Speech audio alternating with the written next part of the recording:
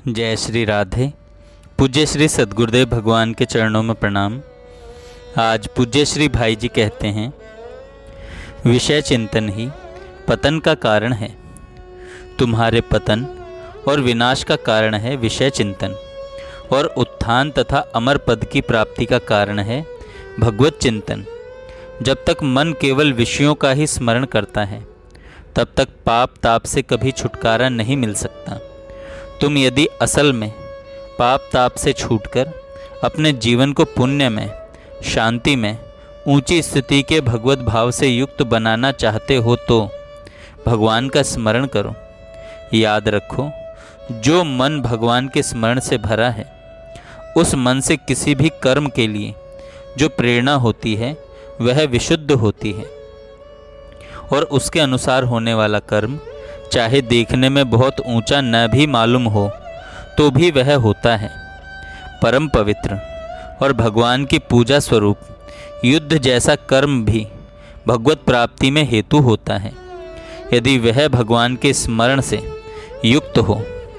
इसी से तो भगवान ने अर्जुन से कहा, तुम सदा सर्वदा मेरा स्मरण करते हुए युद्ध करो।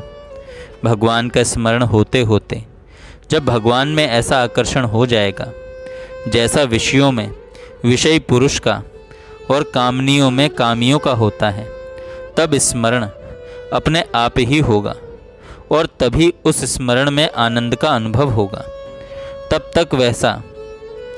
तक वैसा नहीं होता, तब तक भगवान के गुण, प्रभाव, लीला, नाम आदि को सुन सुनकर उनमें मन लगाते रहो।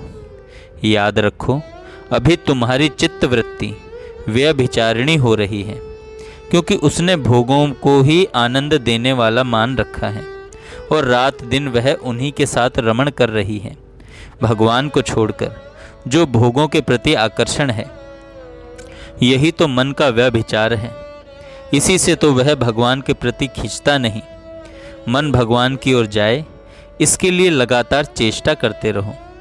भगवान के गुण सुनो, उनके नामों का कीर्तन करो, सब कामों में भगवान का हाथ देखो, उनकी मंगलमयी मूर्ति का ध्यान करो, उनके भक्तों का संग करो और उनके महात्म को प्रकट करने वाले ग्रंथों को बार बार पढ़ो।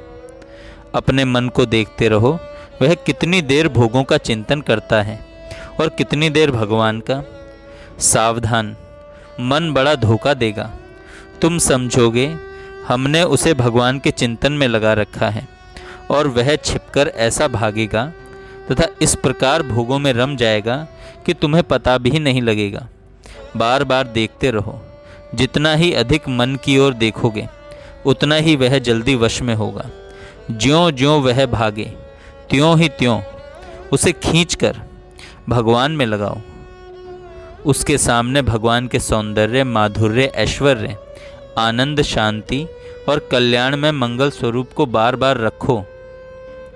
बार बार उसे लुभाने की चेष्टा करो भगवान के मनोहर रूप से। सचमुच विषय तो भयंकर है, ऊपर से ही सुंदर लगते हैं। अज्ञान शत्रु ने उनको विष मिले हुए लड्डू की तरह सुंदर और स्वादिष्ट बना रखा है, परंतु भगवान तो नित्य सुंदर और नित्य मधुर हैं। मन एक बार उनकी झांकी कर लेगा, उनकी सौंदर्य सुधा का स्वाद चख लेगा, तो फिर वहाँ से सहज में हटेगा नहीं।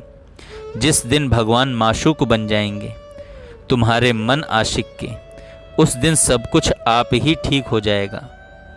चेष्टा करो और भगवान की कृपा पर विश्वास करके अपने को बार बार उनके स्वरूप समुद्र में डुबा देने का प्रयत्न करो। भगवत कृपा से तुम सफल हो जाओगे। जय श्री राधे। जय श्री